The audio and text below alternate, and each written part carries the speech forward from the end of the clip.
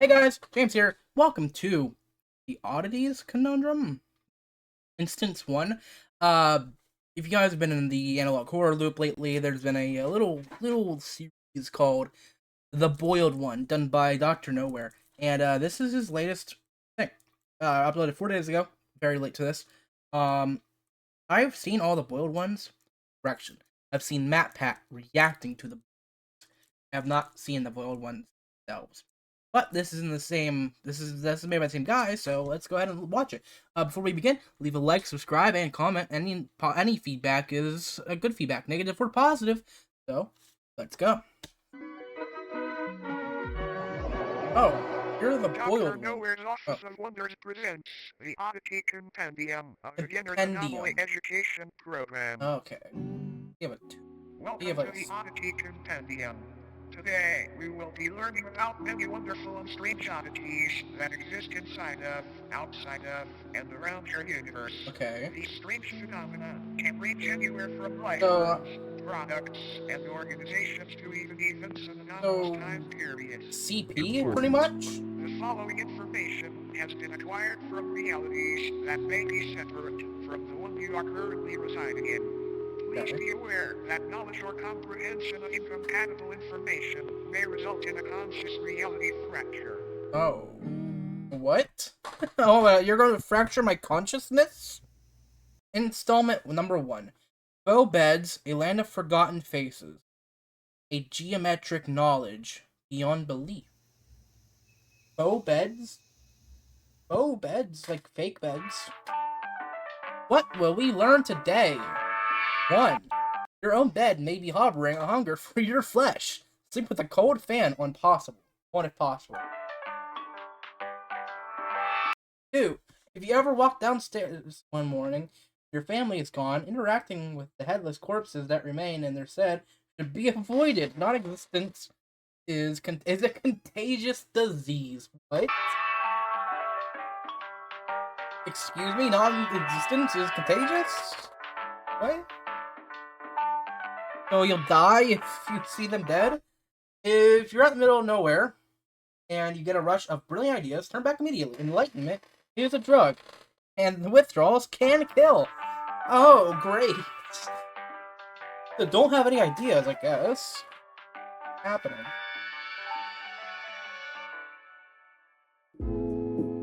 Flesh beds. Copious. Or, Coletta? Category parasite. Why is my nose itchy? I have a pimple. Flesh beds or mattress Oh, God. Air my mouth. Flesh beds. are a species of parasitic subhuman. Mattress folk are a species of parasitic subhuman that highly resemble bedding Mattresses. Wait, what did it say? The body of a dormant flesh that appears Hold highly up. resemble bedding Looks like looks just like your bed. mattresses. Not The really. body of a dormant flesh that appears identical to a standard mattress. However, slicing the thin sheet-like skin reveals many soft organs, limb-like appendages, and a humanoid head which hides beneath the skin. They were first discovered in the late 1960s when a mattress company was surveying excess storage. Upon finding many seemingly pristine mattresses that had not been sold, they gave them away to thrift shops and people in need. The people who received the mattress folk initially had no issues with faux beds. It wasn't until the air began to warm up that these beds awoke from their uneventful hibernations. Oh, that's why they want a cold fan. Was 19-year-old Alice Diger. Oh, rip. She What's had with the been laugh sleeping on track? a flesh bed for roughly 6 months before What is her this, sudden Friends? disappearance. After noticing the stench of sulfur and rot originating from her bed, her family called authorities, and the inside of the mattress revealed a feasting parasite, several hundred human bones, and a half-digested Alice. The method in which mattress folks sustain themselves is by waiting for the body heat of a host to wake them from their dormant state. Kind of like an egg, but not nearly as tasty. What is with this laugh track? After they wake, they slowly unfold themselves from their soft mattress-like bodies. This process is very gradual and happens underneath its body or on its side so as not to be detected. After roughly a month of this process and on a night 17 degrees Fahrenheit or higher, its head and arms fully emerge and pull the sleeping host into its body, where prey is slowly digested. Oh God! He's fit for a king. Not Can much this is laugh known track about how these stop? sleeping beauties came about, but it is theorized that since they are subhuman, they were once a branch of Homo sapiens that merged with a mycelial network many years ago. Autopsies of flesh-dense digestive systems have revealed DNA samples from thousands of different people in How each do they instance, some even reproduce? tracing to people born during the 1600s. What? Another odd thing to note is that the mattress folk themselves contain DNA belonging to humans as well.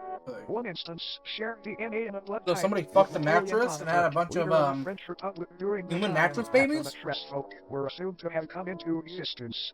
All in all, it might be a good idea to throw out that mattress that feels just a bit too warm lately. You might be sharing it with something unwanted. Good night, sleep tight, and don't let the bed bite. Alright, you deserve that laugh track.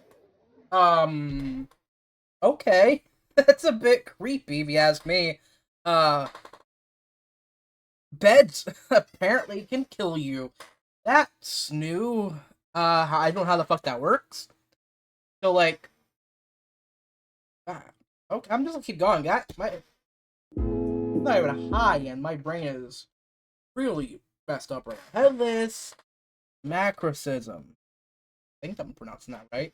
It's the disease. The headless macrocosm is a reality Macrocosm. nearly identical to Earth's, save for the fact instead of humans, tail-headless corpses remain in their stead. These corpses, though technically dead, do weakly breathe through the holes in their necks. Dude. Why is with Their the laugh hearts have track? also been observed to begin convulsing at seemingly random intervals. These beings are identical in appearance Damn, to he's one tall. another aside from physical dimensions, They which tall. can vary severely between each Oh. corpse. The headless sub-people dwelling in this pocket reality have been observed changing their behavior when humans have physically interacted with them, and apparently gain a level of awareness and vitality when such events occur. Okay. There are approximately 2,393 living humans residing in this reality, all from parallel Earth. Every single resident recounts waking up in the headless macrocosm after falling asleep under strange circumstances back in their home realities. No one back So they in their own isekai parallel people? homes remembers their faces or identities, which leads to the belief that this place could be a form of anti-reality. A waste compartment of the universe used for aspects of reality that are useless or harmful to existential fabric. The humans that live in the headless macrocosm are assumed to be taking shelter in abandoned structures and banding together to search for plant-based food during the warmer times. Fun fact. Humans have coined multiple terms and nicknames for these headless corpses, such as stumpies, cranes, and ichabodies. Despite this sub-reality being detached from main reality, an incident took place which created a temporary tier between the two. A man residing in the headless macrocosm was walking through a field with a small house in the center. Upon reaching the house, the man unintentionally brushed up against one of the breathing bodies. This body, just before motionless aside from deliberate convulsions, sprang to life and removed the head of the man. Damn! It then proceeded to attach the severed head to the stump of its own neck. The man's name was Michael Hedford. After the corpse had placed Michael's head where its own should be, what is with Michael? Why is Michael special? That resulted in governmental intervention. What? After the corpse had placed Michael's head where its own should be, an event occurred back on Earth in the year 2061 that resulted in governmental intervention. A family's call to the authorities described an impossibly tall naked figure appearing in their backyard. The presence of this oddity was highly distressing to the family. So, if I'm hearing this correctly, this random disease isekais people to a different reality, one where the Earth is basically destroyed and there's tall headless creatures walking around. And if one of these tall headless creatures gets ahead, they're able to go back to the regular reality? And they remained inside their home until the situation was resolved. The following photograph depicts this figure they spoke of. The phase you were looking for is no longer. What is with Michael Tifford? Why is his name special? Why are you freaking up every time you hear his name? Shortly after the photo was taken, what was left of Tedford's existence was removed from the premises and taken to an upscale anomaly testing site. SCP! Apparently, this corpse was attempting to quite literally become Tedford by leeching off of his existence. These breathing bodies appear to be in a constant state of no. Hey, go back. These breathing bodies appear to be in a constant state of yearning to reconnect with the roots of reality again. as they have been taken hold by the darkness, by dangerous and the contagious. Existence. These breathing bodies appear to be Oh, in a here we constant go. state of yearning to reconnect with the roots of reality again, as they have been taken a hold of by a dangerous and contagious disease. This disease appears to be non-existence itself. It can affect anyone on Earth at any time, and once it takes hold, the headless macrocosm deems you valid for residence within its endless meadows, filled with fellow patients. What? But don't worry, it's a rare diagnosis. Another fun What? fact. Occasionally, crude man-made structures will form seemingly out of nowhere in order to correspond with the structures on parallel Earth. As mentioned earlier, the headless macrocosm itself functions like a digestive tract of the universe, and these structures may be antibodies attempting to fight off the virus of non-existence. Now then, check your head. Screwed on tight. Great, because you might want to hang on tight to it for this next one. Okay, I got it. My head's on tight. Head's on tight. So it's a disease that isekais you. Great. I mean, as long as you don't touch one of the as long as they're non-moving, correct? I think I read that right. They're non-moving. They don't move unless you like aggravate them. So as long as you don't aggravate them, you should be good. You can basically live out your entire life in this second reality, this non-existent reality. You basically get isekai'd, which doesn't seem that bad. But having your head brutally ripped off your body and which is weird. These creatures can travel back to the main world by putting your head on their head. What? Obelisks of Enlightenment. Category: Divinity. Enigmatic. The obelisks of enlightenment are a collective of monolithic beings that are currently residing in How do you different look like the remote boiled locations one? across the world. Also known as the Fathers of True North, they appear in groups of 1 to 8 and stand anywhere from 10 to 150 feet tall. Each obelisk is levitating just like barely One above Piece the ground and characters facing tall. geodetic north. Though most of them reside in remote fields and deserts, they have also been found floating above the ocean within the vicinity of the Bermuda Triangle and even of the moon. The moon? They are moving just ever so slightly and progress approximately 2 inches forward a year. Oh. These obelisks are enlightened in the What are they moving infinitely to? vast secrets of the universe, and are constantly vocalizing the excess information as a means of... Wait.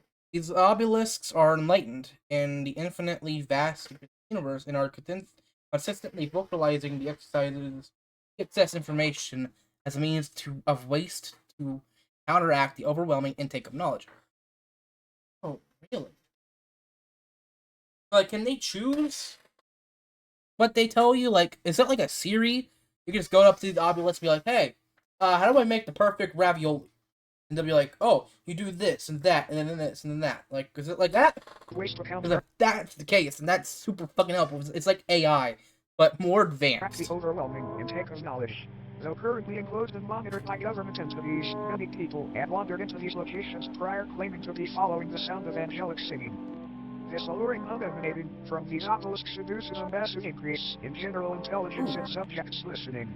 Folklore often refers to the frequency as the song of the divine contour. Each obelisk's biological elements are unraveled thousands of feet into the sky to make a metaphysical connection from Earth to the universe. Oh. It is assumed this is a form of knowledge worship, an attempt to make a mortal sacrifice for an immortal honor. Fun fact. These organs are confirmed to be those of the humans and other biological matter that were absorbed after enlightenment. After enlightenment. What is with the laugh track? Perceiving the words spoken by the obelisks or entering into close proximity with them, the human brain either spontaneously expands and combusts or receives an ability to comprehend the sacred information. Talk about being open-minded. They're a rainbow. Whenever a... So I can't learn how to make the perfect ravioli then? I was hoping it could be like that mailbox from Gravity Falls. If you ever watched Gravity Falls, they had like little shorts. I believe one of them was called Tipper's Guide to Weirdness, or something like that. Where in one of the shorts there was this mailbox that was in the middle of the woods, and whatever you put in there, you would get a reply from something. And it was like apparently all knowing, basically God. I was hoping it could be like that. Be like, tell it what you want, like how to make the perfect ravioli, and then just tell you, oh yeah, you do this. But I guess not. So I walk up to this guy, and be like, hey, I want to make the perfect ravioli. My head will just explode. Sheer knowledge of the perfect ravioli will kill you. Because no man should ever have that good of ravioli. Subject is able to comprehend this knowledge. They are biologically absorbed into the obelisk, becoming wholly unified with a being. Oh, you don't die? Alright, you get unified with it, which is technically not die. It's confusing. You become it. your consciousness becomes its consciousness. So technically, you're still alive. We understood how these anomalies were brought into existence, but they seem to be tears in the fabric of reality akin to black holes. Oh. Many speculate that these rifts were opened by ancient giants who were dissatisfied with a lack of Earth's knowledge. Many unnaturally large humanoid skeletons have been found underground adjacent to obelisk sites, further supporting this idea. Man's head. When the obelisks made their debut on Earth, they aided in the construction of the pyramids of Giza by bestowing digestible levels of sacred knowledge onto Egyptian pharaoh Khufu after he was lured into the desert by their beckoning chords. This knowledge would help Khufu rationalize a possible blueprint and method for building these grand tombs, and they were made into the shapes of pyramids as a tribute to the divine structures. How do you describe this thing? These obelisks may seem malevolent, but it's important to remember that no physical pain could ever outweigh the agony of infinite knowledge. What is with the fuck you laugh track, dog? Don't blink at me. Now, looks like our time here may be almost up. Awesome. But before you go, okay, it's time for bonus oddity. Bonus oddity. What do we got? FILBIS. FILBIS. This is FILBIS. Oh, hi! It is known where FILBIS comes from Hi, or why FILBIS. it is here, but there have been a number of people who, after consuming media depicting FILBIS, have felt the overwhelming compulsion to practice FILBISM. FILBISM is a political and somewhat religious ideology which centers around a belief that building / FILBISM blank topic. Blank looks good, huh? Huge improvement from the last, I think. In FILBIS, I trust. What is that? Rustic pine? White oak. Nice. In FILBIS, we trust. Word. Trust. What? Consuming chairs and other wooden furniture is honoring FILBIS' great sacrifice. What? It is not clear. Wait. What? It's a religion that that revolves around building chairs or consuming them. So this FILBIS wants you to eat chairs or build chairs, for that matter. Clear what this sacrifice or other is or what one it refers to. Attributes and practices of FILBISM include learning to build chairs, build to chairs, properly digest chairs, promoting / discussing chair consumption.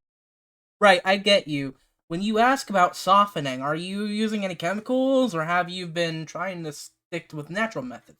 Mostly natural so far, but I've heard about chemicals that can soften wood without compromising its structure too much. I'm not sure where to start, though. Any tips? Well, there's a few routes you can go. Sodium hydroxide is one of the options. It's pretty strong as a wood softener. You have to be careful with it, though, because it can weaken the wood too much if you're not precise with it. Sodium hydroxide, got it. How do you apply that? Do I need to dilute it? Yes, definitely dilute it. A low concentration can soften the wood without breaking it down completely. You can soak the parts of the chair you want to soften in the solution. Maybe start with a 5% solution and adjust from there based on how the wood reacts. Hope this helps. In FILBIS, we trust. In FILBIS, we trust. Assumption on obscure internet forums, praising the fictional political candidate known as FILBIS. Political candidate? He's running for president? You know what? FILBIS has my vote. Yeah, FILBIS has my vote, you know? Make chairs great again. My chair sucks. Maybe because it's not made out of wood. Said to advocate for making furniture consumption a socially accepted and widespread. Oh, it's even better. Everybody should have the right to eat a chair if they want to. Alright? Do you know you have rights? Because you do. You can eat a chair whenever you want to, and nobody should be allowed to tell you no. Spread practice. There are so many wonderful things about FILBISM. Hi. FILBISM become one with many Hi, others. FILBIS. It's a great decision. Just eat your chair to get started. Any mention of Eat my chair? Alright. Ah. Shit, my headphones fell off, fuck. I can't eat my chair without getting off of it. FILBISM and elaboration on the subject will eventually result in it becoming a sponsorship or advertisement of sorts. We have no idea how to avoid this, sorry. Oh. All FILBISTs will deny the existence of FILBISM when directly questioned about it. Really? This video was not in any way sponsored by FILBISM. Are you This sure? is for educational purposes only. FILBISM does not even exist. Yeah.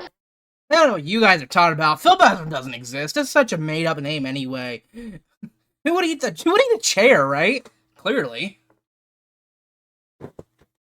Ow. Fuck! I tried to eat my chair again. It did not work.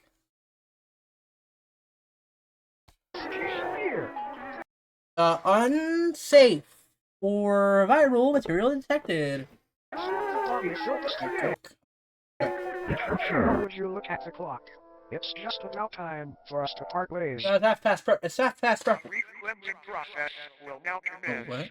This purely auditory procedure will ensure you do not come away from this with any ailments Okay. beyond contracted during your All right. viewing experience. Yeah. Please close your eyes and do not open them until told to do so. Okay. Oh shit! I opened them. Oh god. Oh god. Oh god. My brain. Oh god! I can feel them entering my brain hole. No! Anyway, the staring contest. We have a staring contest, my boy. Look at them big black eyes. I don't take that into context. I said eyes. Alright. EYES. I can see your soul. You may now open your eyes. Thank you for complying. My eyes have been opened. Thank you for attending Dr. Nowhere's Office of Wonders. We hope that you enjoyed your stay. What is with this fucking laugh track? Goodbye, we love you. I love you too. Thank you. Anyway. Oh. FNAF. Oh. Shut up. No one cares. That was the Oddities Condom Instance 1. I kind of like it. I actually really like this sort of mockumentary style of horror. That's why Smile Tapes are like one of my favorite analog horrors. That and Vena Carnis, because it's set in the real world and it's more like a mockumentary. Like, oh hey, these exist, right? These exist. We've learned to deal with these over the years, and so this seems like this is kind of like that. It's like it reminds me of SCP a lot, with the whole different monsters, different realities, and it may not be the same reality from each monster. I like it. I really like it. Dr. Nowhere, I haven't subscribed to you, but I'm going to right now. Kaboom! And I liked. So I hope you all do the same. Like, subscribe, hit that bell, because, you know, you gotta. Here, I'll hit that bell for him, because his shit's awesome. And have a good rest of your day.